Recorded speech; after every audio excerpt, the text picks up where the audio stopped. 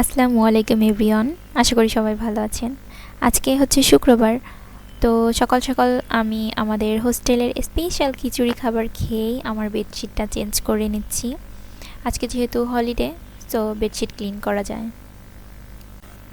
এখন যেহেতু বর্ষাকাল, তাই হুটহাটি বৃষ্টি নামে। বাইরে দেখলাম বৃষ্টি হচ্ছে, মন চাইলো একটু হাত ভিজাই বৃষ্টিতে। বৃষ্টিতে হাত ভিজাইলে কেমন জানি একটা শান্তি ফিল হয়। This feelings can not be explain. এই অল্প বৃষ্টিতে যেহেতু গোসল করা সম্ভব নয়, সো আমি এখন আমার জামা কাপড়গুলো ধুয়ে দিব আর সেই সাথে গোসলও সেরে আসব। গোসল শেষ করে কি করব ভাবতেছিলাম। মেয়েদের মন বুঝিনি তো, কখন কি মন চায়, তো ভাবলাম একটু ফেসিয়াল করি।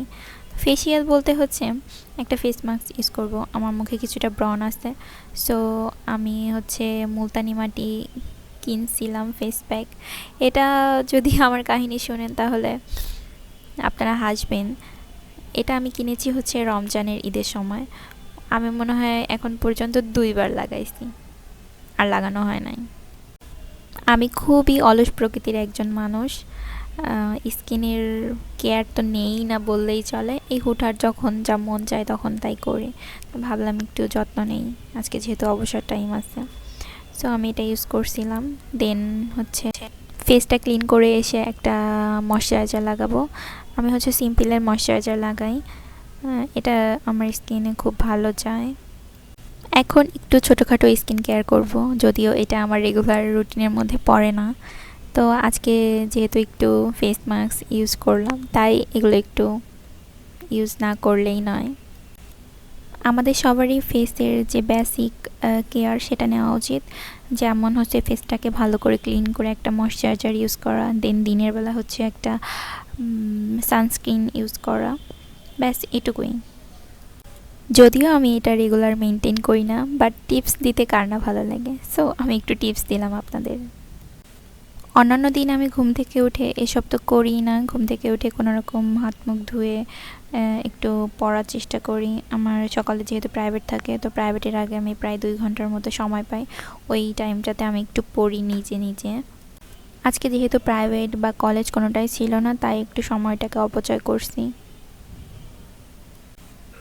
এরপর আমি শুয়ে বসে কাটাচ্ছিলাম, মোবাইল দেখতেছিলাম। এরকম করতে করতে হচ্ছে দুপুরে খাবারের টাইম হয়ে যায়। আজকে শুক্রবার, দুপুরে হচ্ছে 2টায় খাবার দিবে। তো আমি খাবার খেয়ে এসে আবার সেই গতানুগতিক মোবাইল দেখতেছিলাম, শুয়েছিলাম, অলস সময় কাটাচ্ছিলাম। এরপর আমি বেশ বড় একটা ঘুম দিয়েছিলাম। ঘুম থেকে উঠে দেখি সন্ধ্যা হয়ে গেছে প্রায়। দেন ফ্রেশ হয়ে হচ্ছে চা বানাইলাম। চা খেয়ে দেন সোজা পড়তে বসবো।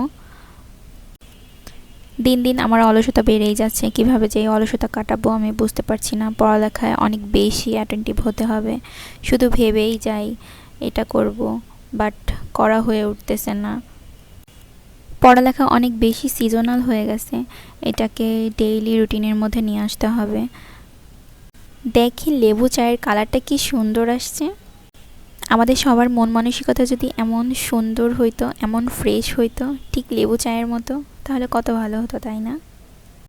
যাই হোক, আল্লাহ তাআলা সবার চিন্তা ভাবনাকে পজিটিভ করুক, এটাই চাওয়া।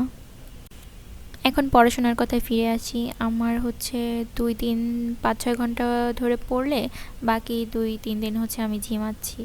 আর মানে হচ্ছে আমার পড়ালেখায় যে রেগুলারিটি ওইটা মেনটেন হচ্ছে না।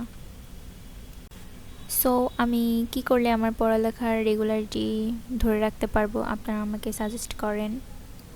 আমি লাস্ট কয়েকদিন ধরে ভাবতেছি যে স্টাডি ব্লগ আপলোড করব, ছোট ছোট। এতে করে আমার পড়ালেখার যে রেগুলারিটি সেটা মেনটেন হবে। সেই সাথে আপনারা আমাকে সাজেস্ট করতে পারবেন কিভাবে কি পড়লে আমি সামনে ভালো কিছু করতে পারি, সামনের দিকে এগিয়ে যেতে পারি।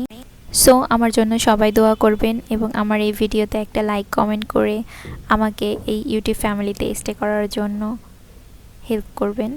আল্লাহ হাফেজ।